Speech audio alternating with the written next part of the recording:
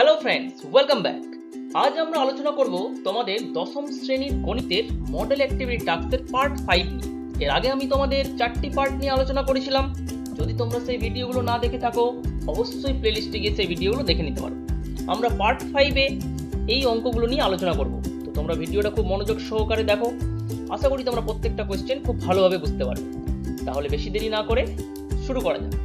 1 নম্বর প্রশ্ন, বহুমুখী উত্তরধর্মী প্রশ্ন বা এমসিকিউ। দেখো 1 নম্বর এমসিকিউ কি দেওয়া আছে তোমাদের, x ভ্যারিজেস y এবং 5x ইকুয়াল টু 3y হলে ভেদ ধ্রুবকের মান এই চারটা অপশনের মধ্যে কোনটা হবে, তোমাদের সঠিক উত্তরটি বেছে লিখতে হবে। তো দেখো আমরা অ্যান্সারটা করব কিভাবে। এখানে দেওয়া আছে কি x হচ্ছে y এর সাথে সরল ভেদে আছে, এই যে x ভ্যারিজেস y। তো আমরা ভেদ চিহ্ন উঠাতে গেলে কি পাই, একটা ধ্রুবক পাই। তো আমরা এটাকে লিখতেই পারি x ইকুয়াল টু ky, যেখানে k টা কি অশূন্য ভেদ ধ্রুবক। আমাদের এই k এর মানটাই বের করতে হবে। এই যে বলা আছে ভেদ ধ্রুবকের মান কি হবে, তো আমরা k এর মানটা বের করব কিভাবে। দেখো আমরা x এর মানটা পেয়ে গেলাম ky। এখন আমরা এই x এর মানটা যদি এই সমীকরণে বসিয়ে দিই 5x ইকুয়াল টু 3y, তাহলে আমরা k এর মানটা পেয়ে যাব। তো দেখো এখন কি দেওয়া আছে 5x ইকুয়াল টু 3y, এখানে আমরা কি করলাম x এর মান বসিয়ে দিলাম এই যে ky। তো আমরা যদি ky যদি বসিয়ে দিই তাহলে কি পাবো, 5 into ky equal to 3y। এই যে লজিকটা দিয়ে দিতে হবে এখানটাতে সাইডে। তাহলে k এর মান কি হবে, দেখো 5 এবং y এখানে গুণ আছে, তাহলে ডান দিকে গেলে কি হবে, ভাগ হবে। তাহলে 3y বাই 5y হয়ে যাবে। তো আমরা দেখতে পাচ্ছি y কেটে যাচ্ছে, y কেটে আমরা k এর মানটা কত পাচ্ছি, 3/5 পাচ্ছি। এটাই হচ্ছে কি সঠিক অ্যান্সার। তাহলে আমাদের কোন বিকল্পটি সঠিক হচ্ছে, আমাদের অপশন ডিটা হচ্ছে সঠিক। আমাদের পুরো অ্যান্সারটা এইভাবে লিখলেই হবে। আশা করি তোমরা কোশ্চেন অ্যান্সারটা বুঝতে পারলে। আমরা নেক্সট কোশ্চেনে চলে যাব। 2 নম্বর প্রশ্ন, অমল 5,000 টাকা 9 মাসের জন্য, ফতিমা 6,000 টাকা 5 মাসের জন্য একটি ব্যবসায় নিয়োজিত করে। লভ্যাংশ তাদের মধ্যে বন্টিত হবে যে অনুপাতে, তা হলো এই চারটা অপশনের মধ্যে তোমাদের সঠিক অ্যান্সারটা লিখতে হবে। তো দেখো আমরা কিভাবে করব। দেখো প্রথম আমাদের কাজ হচ্ছে মূলধনের অনুপাতটা বের করে নেওয়া। কারণ আমরা যদি মূলধনের অনুপাত বের করতে পারি তাহলেই লভ্যাংশের অনুপাত পেয়ে যাব। কেন, কারণ হচ্ছে মূলধনের অনুপাত সবসময় কি হয়, লভ্যাংশের অনুপাতের সাথে সমান হয়। তো এখন দেখো মূলধনের অনুপাতটা পাবো কিভাবে। দেখো অমল 5,000 টাকা খাটাচ্ছে ক মাসের জন্য, 9 মাসের জন্য। তাহলে তার 1 মাস হিসেবে যদি আমরা মূলধন বের করি তাহলে কত হবে, আমাদের গুণ করতে হবে। তাহলে 5,000 ইন্টু 9 হচ্ছে গিয়ে অমলের মূলধন। ঠিক একইভাবে ফাতিমার মূলধন কত হবে, 6,000 গুণিত 5। এই যে 6,000 গুণিত 5। তো আমরা যদি এখান থেকে ক্যালকুলেশন করি তাহলে 9 5 45,000, 6 5 30,000, তিনটা করে শূন্য কাটছে দুই দিকে। আর আমরা যদি ডাইরেক্ট 15 দিয়ে কেটে দিই, 15 দিনে 45 বা 15 দিয়ে 30, কিংবা আমরা ছোট ছোট সংখ্যা দিয়েও কাটতে পারি। তাহলে আমরা পাবো কত, 3:2। তাহলে মূলধনের অনুপাত আমরা পেয়ে গেলাম 3:2। এবার আমরা জানি মূলধনের অনুপাত যা হয় লভ্যাংশের অনুপাতও তাই হয়। তাহলে এটাও হয়ে যাবে কত, 3:2। তাহলে সঠিক অ্যান্সারটা কোনটা হচ্ছে, দেখো এই যে এ অপশনটা হচ্ছে গিয়ে তোমাদের সঠিক। তো আমরা লিখে নেবো অতএব এ বিকল্পটি সঠিক। আশা করি তোমরা অ্যান্সারটা বুঝতে পারলে।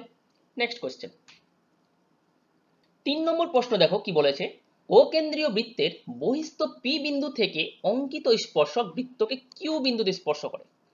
ও কিউ হচ্ছে 9 সেমি, পিও হচ্ছে 15 সেমি। তাহলে পি কিউ এর দৈর্ঘ্য, তোমাদের সঠিক অ্যান্সারটা লিখতে হবে। তো দেখো আমরা অ্যান্সারটা করব কিভাবে। প্রথমে আমরা একটা ছবি এঁকে নেবো, একটা বৃত্ত আঁকবো। আমরা কেন্দ্র নেব ও, এই যে যেহেতু বলা আছে ও কেন্দ্রীয় বৃত্ত, পি হচ্ছে একটা বহিস্থ বিন্দু, অর্থাৎ বৃত্তের বাইরে একটা বিন্দু আছে পি। এবার এই পি বিন্দু থেকে বৃত্তের উপর একটা স্পর্শক অঙ্কন করা হয়েছে, যা কি করছে, বৃত্তকে কিউ বিন্দুতে স্পর্শ করছে, এই যে কিউ। আমরা ও কিউ ব্যাসার্ধটা যুক্ত করে নেব। ও কিউ দেওয়া আছে 9 সেমি, পিও দেওয়া আছে, এই যে পিও বা ওপি দেওয়া আছে 15 সেমি। আমাদের এই পি কিউ এর দৈর্ঘ্যটা বের করতে হবে। এখন দেখো আমরা সবসময় জানি যে কোনো একটা বৃত্তের কোনো বিন্দুতে স্পর্শক এবং সেই বিন্দুগামী ব্যাসার্ধ সবসময় কি থাকে, লম্বভাবে থাকে। অর্থাৎ স্পর্শকের সাথে ব্যাসার্ধ সবসময় লম্বভাবে থাকবে। লম্ব মানে কি, এই অ্যাঙ্গেলটা হয়ে যাবে 90 ডিগ্রি। আর 90 ডিগ্রি মানেই যে ত্রিভুজটা তৈরি হয়েছে ওপি কিউ ত্রিভুজ, এটা হয়ে যাবে সমকোণী ত্রিভুজ। 90 ডিগ্রির অপোজিটে যেটা থাকে সেটাকেই বলি আমরা অতিভুজ। তো অতিভুজ আর ভূমি দেওয়া আছে, আমরা লম্ব বের করব। তাহলে কিভাবে বের করব, দেখো লিখবো কিভাবে। আমাদের দেওয়া আছে প্রদত্ত, আমরা লিখে নেব ও কিউ দেওয়া আছে 9 সেমি, ওপি দেওয়া আছে 15 সেমি। যেহেতু ও কিউ লম্ব পি কিউ, এই যে স্পর্শক এবং ব্যাসার্ধ পরস্পর লম্ব থাকে, লম্ব হলে কি হবে, এটা 90 ডিগ্রি হবে। অতএব এটা একটা সমকোণী ত্রিভুজ। সমকোণী ত্রিভুজের ক্ষেত্রে আমরা পিথাগোরাসের সূত্র অ্যাপ্লাই করতে পারি। পিথাগোরাসের সূত্র কি, অতিভুজ স্কোয়ার ইকুয়াল টু লম্ব স্কোয়ার প্লাস ভূমি স্কোয়ার। এই যে আমি একটু আগে বললাম এটা হচ্ছে অতিভুজ, তাহলে ওপি স্কোয়ার সমান কি হবে, P Q square plus O Q square. আমরা মানটা বসিয়ে দেবো। তো আমরা পি কিউর যেহেতু মান বের করবো সেই জন্য পি কিউটাকে আমরা বাম দিকে নিয়ে যাবো। তাহলে আমরা এটা কিভাবে করব, এই যে ও কিউটাকে যদি আমরা বাম দিকে নিয়ে যাই নেগেটিভ হবে, আর ঘুরিয়ে লিখবো, বাম পক্ষ ডান পক্ষ ইন্টারচেঞ্জ করলে আমরা এটা পাবো। তারপরে মানটা যদি বসাই, ওপি এর মান কত 15 স্কোয়ার বসালাম, ও কিউ এর মান কত 9 স্কোয়ার বসালাম। তাহলে পি কিউ এর মান কি হবে, উভয় পক্ষে আমাদের বর্গমূল করতে হবে। আমাদের এই অ্যান্সারটাই রাখতে হবে, কারণ আমাদের এটা ক্যালকুলেশন করলে চলবে না, কারণ এখানে আমাদের অপশনটা দেখো দেওয়া আছে এই আকারেই, তো আমাদের এই আকারেই অ্যান্সারটা রাখতে হবে। তাহলে সঠিক অ্যান্সারটা কি হচ্ছে, বি হচ্ছে সঠিক অ্যান্সার। নেক্সট কোয়েশ্চেন, 4 নম্বর প্রশ্ন দেখো কি বলা আছে, দুটি নিরেট গোলকের বক্রতলের ক্ষেত্রফলের অনুপাত 25:16 হলে তাদের আয়তনের অনুপাত কত হবে। তো দেখো দুটো গোলক দেওয়া আছে, দুটো গোলকের বক্রতলের ক্ষেত্রফল, বক্রতল বা উপরিত তাদের ক্ষেত্রফল দেওয়া আছে। আমরা জানি গোলকের বক্রতলের ক্ষেত্রফল কি হয়, 4πr² হয়, যেখানে আরটা কি ব্যাসার্ধ। যেহেতু এখানে দুটো নিরেট গোলক বলা হয়েছে, তো আমরা কি করব, দুটো নিরেট গোলকের ব্যাসার্ধ ধরে নেব, একটা r1 একটা r2। ধরে নিয়ে আমরা কি করব, এদের বক্রতলের ক্ষেত্রফল বের করব। তাহলে প্রথমটার বক্রতল কত হবে, 4πr1², 4πr2², এটা হচ্ছে বক্রতলের ক্ষেত্রফল। এখন এদের অনুপাত দেওয়া আছে 25:16, এখান থেকে আমরা ব্যাসার্ধের অনুপাতটা বের করব। তো আমরা অ্যান্সারটা লিখবো কিভাবে দেখো, প্রথমে আমরা ধরে নেব, ধরি নিরেট গোলক দুটির ব্যাসার্ধ যথাক্রমে r1 ও r2 একক ধরে নিলাম। এখন শর্তানুসারে কি হবে, 4πr1² বাই 4πr2² 25/16, কারণ কারণ এদের বক্রতলের ক্ষেত্রফলের অনুপাত দেওয়া আছে 25:16, বক্রতলের ক্ষেত্রফল হচ্ছে এটা দুটো গোলকের। এখন এখান থেকে দেখো 4π ক্যান্সেল হয়ে যাচ্ছে, তাহলে r1² বাই r2² পড়ে থাকলো 25/16। দেখো দুটোরই মাথায় স্কোয়ার আছে, তাহলে দুটোকে হোল স্কোয়ার আকারে লিখতে পারি, r1 by r2² equal to, এখন দেখো 25/16 কার স্কোয়ার, 5/4 স্কোয়ার, 5 স্কোয়ার 25, 4 স্কোয়ার হচ্ছে 16। তাহলে এখান থেকে উভয় পক্ষে যদি আমরা বর্গমূল করি, বা ঘাত যেহেতু সমান আছে তাহলে নিধান সমান হবে, সেই দিক দিয়েও বলতে পারি। তাহলে r1 বাই r2 কত পাবো আমরা, 5/4, এটা আমরা পেলাম। এখন আমাদের এটা বের করতে দেয়নি, ব্যাসার্ধের অনুপাত চাইনি, আমাদের চেয়েছে আয়তনের অনুপাত। তাহলে আয়তন কি, আমরা গোলকের আয়তনের ফর্মুলা জানি, 4/3πr³। এই যে 4/3π ব্যাসার্ধের কিউব, যেহেতু এখানে দুটো গোলক আছে ব্যাসার্ধ r1 r2, তাহলে আয়তন কি হয় 4/3πr1 এর কিউব 4/3πr2³ তো দেখো এখানে 4/3 কেটে যাচ্ছে, পাই কেটে যাচ্ছে, পড়ে থাকছে r1³ বাই r2³। এটাকে আমরা হোল কিউবের আকারে লিখতে পারি, যেহেতু দুটোর মাথায় কিউব আছে, তাহলে এটাকে আমরা লিখতে পারি 5/4 হোল কিউব। তাহলে 5 কিউব যদি করি 125, আর 4 কিউব হচ্ছে 4 4 16 4 64, তাহলে আমরা অনুপাত কি পাচ্ছি 125:64। তাহলে এই যে ডি অ্যান্সারটা হচ্ছে গিয়ে আমাদের সঠিক অ্যান্সার, ডি বিকল্পটি সঠিক। আশা করি তোমরা বুঝতে পারলে। নেক্সট কোয়েশ্চেন 2 নম্বর, দেখো তোমাদের কিছু সত্য মিথ্যা দেওয়া আছে, যেটা তোমাদের সত্য হবে সেটা সত্য লিখতে হবে, আর যেটা মিথ্যা হবে সেটা মিথ্যা লিখতে হবে। 1 নম্বর দেখো কি দেওয়া আছে, একটি ঘড়ির মিনিটের কাঁটার প্রান্ত বিন্দু 1 ঘন্টায় আবর্তন করে 2π রেডিয়ান। দেখো এই যে একটা ঘড়ি, ঘড়ির দুটো কাঁটা থাকে, একটা হচ্ছে ছোট কাঁটা ঘন্টার কাঁটা, আরেকটা হচ্ছে বড় কাঁটা মিনিটের কাঁটা। তো দেখো মিনিটের কাঁটা 1 ঘন্টায় আমরা জানি পূর্ণ আবর্তন করে, আমাদের বের করতে বলেছে 1 ঘন্টায় কতটা আবর্তন করে, 1 ঘন্টায় জানি আমরা পূর্ণ আবর্তন করে। পূর্ণ আবর্তন মানে কি 360 ডিগ্রি, আর 360 ডিগ্রি মানেই হচ্ছে 2π। আমরা জানি পাই মানে হচ্ছে 180 ডিগ্রি, তাহলে 180 ইন্টু 2 360, তার মানে 360 ডিগ্রি মানেই হচ্ছে 2π। তার মানে একবার যখন পূর্ণ আবর্তন করে 2π রেডিয়ান করে, তাহলে তো অ্যান্সার সঠিক হওয়া উচিত, কিন্তু না। কারণ দেখো ঘড়ির কাঁটা যখন ঘোরে, ঘড়ির কাঁটার দিকে যখন আমরা কোণ মেজারমেন্ট করি, তখন সেটা কি হয়, সেই কোণটা নেগেটিভ হয়। আর ঘড়ির কাঁটার বিপরীত দিকে পজিটিভ কোণ তৈরি হয়, অর্থাৎ ঘড়ির কাঁটার বিপরীত দিকে যে কোণ তৈরি হয় সেটা হচ্ছে ধনাত্মক কোণ, আর ঘড়ির কাঁটার দিকে যে কোণ তৈরি হয় সেটা ঋণাত্মক কোণ তৈরি হয়। যেহেতু এখানে ঘড়ির কাঁটা দিয়েছে, তো ঘড়ির দিকে যখন ঘুরছে ঘড়ির কাঁটা, তো কোণটা অবশ্যই ঋণাত্মক হওয়া উচিত, মানে এটা -2π হওয়া উচিত ছিল, কিন্তু এখানে 2π দিয়েছে। তাহলে এই বিবৃতিটা কি হবে, এই বিবৃতিটা হবে অবশ্যই মিথ্যা হবে। আশা করি তোমরা বুঝতে পারলে। তোমরা পূর্ণ বাক্যটা লিখবে অতএব বিবৃতিটি মিথ্যা, এইভাবে অ্যান্সারটা তোমাদের লিখতে হবে। তো নেক্সট কোয়েশ্চেন দেখো, 2 নম্বর কি বলা আছে, ত্রিভুজ এবিসি এর বিসি বাহুর উপর ডি এমন একটি বিন্দু যে এডি লম্ব বিসি। তো আমরা একটা প্রথম ছবিটা আঁকি। এই যে এ, এটা বি, এটা সি নিয়ে নিই। এবিসি একটা যে কোনো ত্রিভুজ। এবার কি বলা আছে, বিসি বাহুর উপর ডি এমন একটা বিন্দু, এর উপর একটা ডি এমন একটা বিন্দু আছে যাতে এডি লম্ব বিসি, অর্থাৎ এ বিন্দু থেকে ডি এর উপর লম্ব অঙ্কন করা হয়েছে। তাহলে এটা হয়ে গেল এডি লম্ব বিসি। আমাদের বলা আছে ত্রিভুজ এবিডি এবং সিএডি হচ্ছে সর্বসম, অর্থাৎ এই যে এই ত্রিভুজটা এবং এই ত্রিভুজটা যে এবিডি এবং এসিডি, এই দুটো ত্রিভুজ বলা আছে সর্বসম। কি হবে কি হবে না? দেখো তোমাদের 48 নম্বর একটা উপপাদ্য আছে, সেখানে কি বলা আছে, কোন সমকোণী ত্রিভুজের সমকৌণিক বিন্দু থেকে যদি অতিভুজের উপর আমরা লম্ব অঙ্কন করি, তার ফলে যে দুটো ত্রিভুজ তৈরি হয় তারা কি হয়, সর্বসম হয়। তো দেখো এই দুটো ত্রিভুজ সর্বসম হবে কখন, যখন এই ত্রিভুজটা সমকোণী ত্রিভুজ হবে। অর্থাৎ এই কোণটা যদি 90 ডিগ্রি বলা থাকে তাহলে এই ক্ষেত্রে এই দুটো ত্রিভুজ সর্বসম হবে। কিন্তু এখানে এবিসি যে ত্রিভুজ বলা আছে সেটা কিন্তু সমকোণী ত্রিভুজ বলা নেই।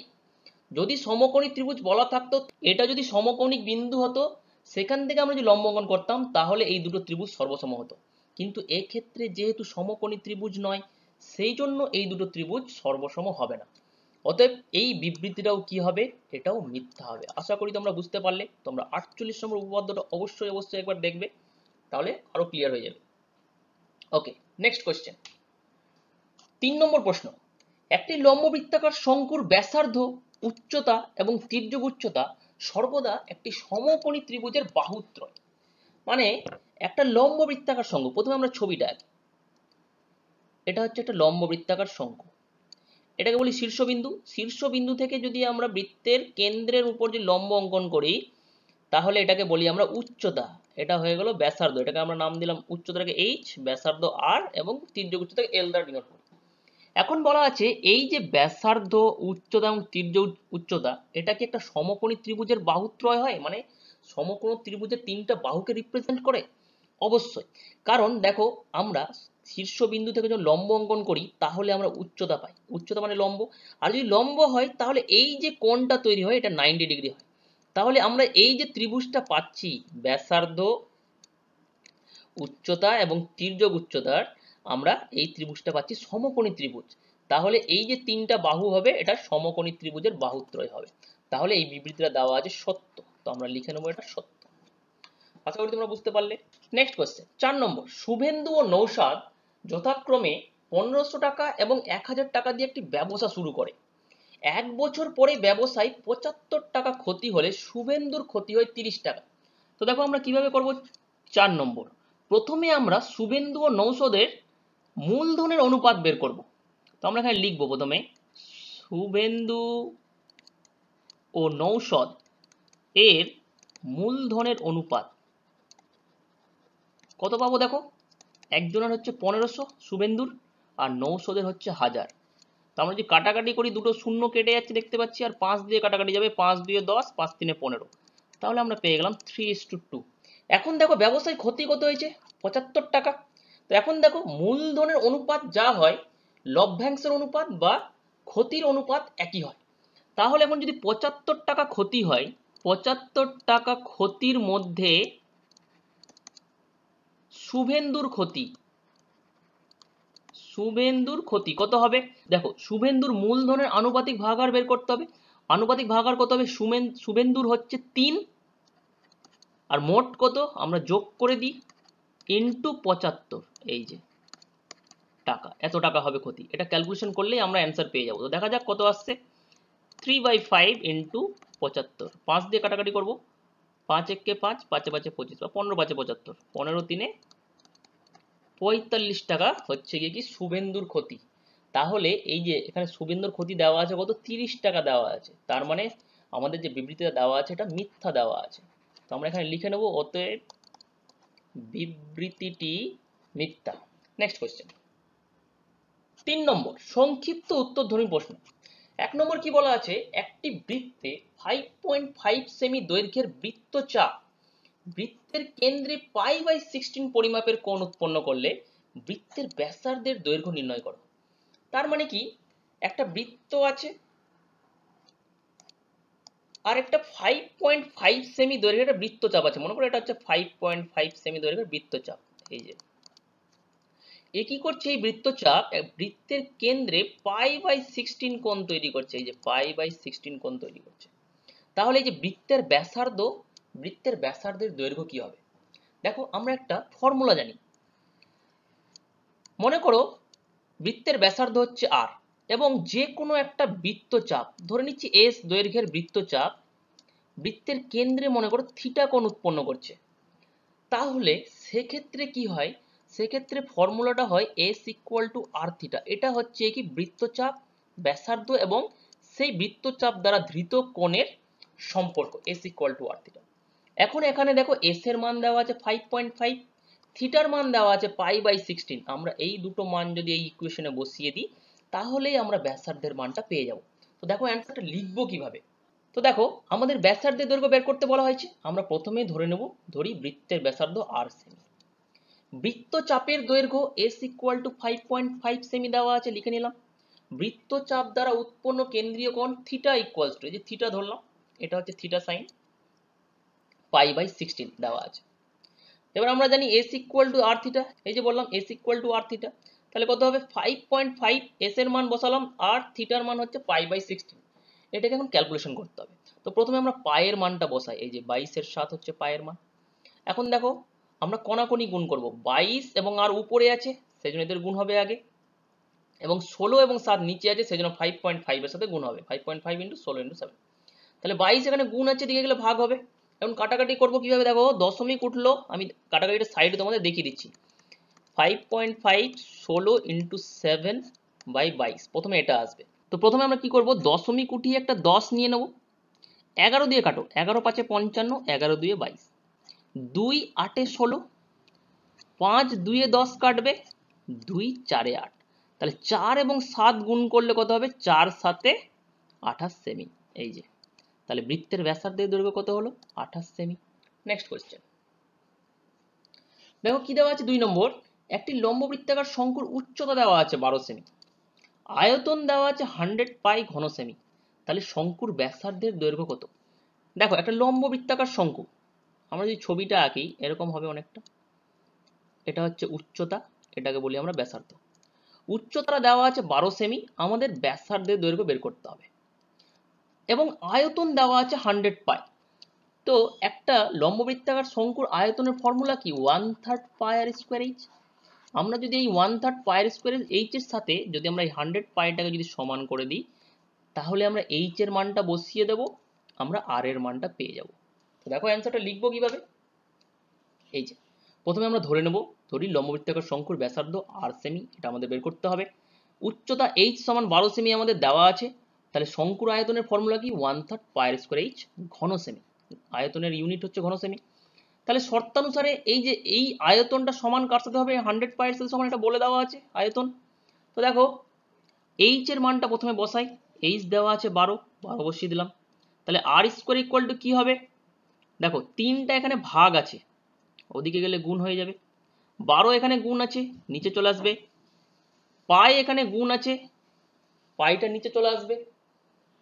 তাহলে দেখো কাটাকাটি যদি করি, পাই পাই কাটবে, 3 4 12, 4 25 100, তাহলে আর স্কয়ার ইকুয়াল টু 25। আমরা যদি উভয় পক্ষে বর্গমূল করি তাহলে কত হবে, আর ইকুয়াল টু √25। এখানে আমরা আর গ্রেটার দেন 0 কেন লিখেছি, কারণ বর্গমূলের সময় একটা প্লাস মাইনাস হয়, কিন্তু আর যেহেতু সবসময় ধনাত্মক, কারণ ব্যাসার্ধ তো ঋণাত্মক হতে পারে না, সেই জন্য আমরা এখানে পজিটিভ মানটা নিয়েছি, সেই জন্য আমাদের এখানে বলে দিতে হবে আরটা হচ্ছে গ্রেটার দেন 0। তাহলে আর ইকুয়াল টু কত পেলাম, 5 সেমি, তাহলে এটাই আমাদের বের করতে বলা হয়েছিল। তাহলে শঙ্কুর ব্যাসার্ধের দৈর্ঘ্য কত হবে, 5 সেন্টিমিটার। আশা করি তোমরা বুঝতে পারলে কোশ্চেনটা। নেক্সট কোশ্চেন দেখো 3 নম্বর কি দেওয়া আছে, x ভ্যারিজেস yz এবং y ভ্যারিজেস zx হলে দেখাও যে z একটি অশূন্য ধ্রুবক। তার মানে x yz এর সাথে সরল ভেদে আছে, y zx এর সাথে সরল ভেদে আছে, তাহলে আমাদের দেখাতে হবে জেড হচ্ছে একটা অশূন্য ধ্রুবক। অশূন্য ধ্রুবক মানে কি, জেড এর মানটা একটা ধ্রুবক দেখাতে হবে। তো দেখো আমরা অ্যান্সারটা করবো কিভাবে। দেখো দেওয়া আছে এক্স ভ্যারাইজেস ওয়াই জেড, তাহলে এক্স ইকুয়াল টু ভেদ চিহ্ন উঠলে একটা ধ্রুবক নিতে হয়, আমরা ধ্রুবকটা নিলাম কে ওয়ান, কারণ যেহেতু দুটো ভেদ আছে তো আমরা একটাকে কে ওয়ান ধরবো, একটা কে টু ধরবো। তাহলে কে ওয়ান ওয়াই জেড, যেখানে আমাদের এটা অবশ্যই লিখতে হবে কে ওয়ানটা অশূন্য ভেদ ধ্রুবক, এটা না লিখলে কিন্তু নাম্বার কেটে যাবে, তো এটা আমাদের অবশ্যই লিখতে হবে। আবার এইটা থেকে আমরা কি পাবো, ওয়াই ভ্যারিজেস জেড এক্স বা Y equals to K two Z X. এই যে কে টু অশূন্য ভেদ ধ্রুবক মানে ভেদ চিহ্ন উঠলে একটা ধ্রুবক নিলাম। এখন দেখো এক্স এর মান আমরা জানি কে ওয়ান ওয়াই জেড, আমরা এখানটাতে কি করব, বসিয়ে দেবো। আমরা এখানে লিখে নিতে পারি যেহেতু X equal to K one Y Z, আমরা এটা লিখে নিতে পারি এখানটাতে। তাহলে দেখো উভয় দিক থেকে ওয়াই ওয়াই ক্যান্সেল হয়ে যাচ্ছে, কে ওয়ান কে টু গুণ হলো জেড এবং জেড গুণ করলে জেড স্কোয়ার। আমাদের কি করতে হবে, এই জেড স্কোয়ার থেকে আমাদের এখান থেকে জেড এর মানটা বের করতে হবে। তো দেখো কে ওয়ান কে টু নিচে চলে আসবে, ভাগ হয়ে যাবে, তাহলে Z square equal to one by K one K two, কোনাকুনি গুণ করে দেখো এটাই আসবে। দেখো স্কোয়ার আছে, তো আমাদের জেড এর মান বের করতে গেলে উভয় পক্ষে বর্গমূল করতে হবে, বর্গমূল করলে প্লাস মাইনাস নিতে হবে, plus minus root over one by K one K two. তো দেখো এই যে মানটা পেলাম জেড এর, এখানে কোনো এক্স ওয়াই কি আছে, শুধু কে ওয়ান কে টু আছে, সেই জন্য এটা কি, এটা ধ্রুবক সংখ্যা, কারণ দেখো কে ওয়ান কে টু কে তো আমরা ধ্রুবক ধরেছিলাম, তাহলে এটাও অবশ্যই ধ্রুবক হবে। তাহলে জেড ইকুয়ালস টু আমরা কি পেলাম, ধ্রুবক পেলাম। তো আমরা লিখে নেব অতএব জেড একটি অশূন্য ভেদ ধ্রুবক। আশা করি তোমরা বুঝতে পারলে কোশ্চেনটা। নেক্সট কোশ্চেন 4 নম্বরে দেখো তোমাদের একটা উপপাদ্য দেওয়া আছে, যুক্তি দিয়ে প্রমাণ করি যে কোন সমকোণী ত্রিভুজের অতিভুজের উপর অঙ্কিত বর্গক্ষেত্রের ক্ষেত্রফল অপর দুই বাহুর উপর অঙ্কিত বর্গক্ষেত্রের ক্ষেত্রফলের সমষ্টির সমান। এটা হচ্ছে কিছু নয়, এটা হচ্ছে তোমাদের একটা পিথাগোরাসের উপপাদ্য। তো দেখো তোমাদের 285 পেজ, তোমাদের পাঠ্য বইয়ের 285 পেজে উপপাদ্য 49 আছে, পিথাগোরাসের উপপাদ্য। এটা তোমাদের খুব ভালোভাবে করতে হবে, এটা পরীক্ষায় আসার মতো খুবই ইম্পর্টেন্ট। তো তোমরা এখান থেকে পুরোটা করে নেবে, তোমরা এখান থেকে লিখে নেবে। আশা করি তোমরা প্রত্যেকটা কোশ্চেন খুব ভালোভাবে বুঝতে পেরেছো। তোমাদের কোথাও যদি কোনো রকম ডাউট থাকে অবশ্যই আমাকে কমেন্ট সেকশন জানাতে পারো, আর ভিডিওটি ভালো লাগলে অবশ্যই বন্ধুদের মধ্যে শেয়ার করো। আজকের মতো এতটাই, নেক্সট ভিডিওতে আবার দেখা।